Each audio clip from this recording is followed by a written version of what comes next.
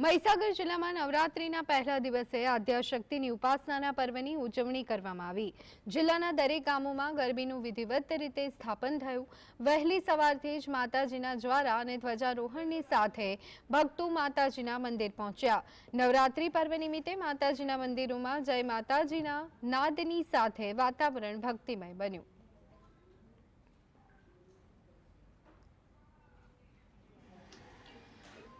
તો સમગ્ર દેશમાં નવરાત્રીના પર્વની ધામધૂમપૂર્વક ઉજવણી થઈ રહી છે, પરંતુ જો ગુજરાતની વાત કરવામાં આવે તો ભક્તોમાં અનેરો ઉત્સાહ જોવા મળી રહ્યો છે। વિવિધ માઈ મંદિરોમાં ભક્તોની આજે વહેલી સવારથી જ ભીડ ઉમટી પડી છે, ત્યારે આવનારા 9 દિવસ ભક્તિમય માહોલ જોવા મળવાનો છે। ત્યારે મહીસાગરમાં આવેલા મંદિરમાં પણ માઈ ભક્તો પહોંચી રહ્યા હતા અને માતાજીના દર્શન કરી ધન્યતાનો અનુભવ કરી રહ્યા હતા।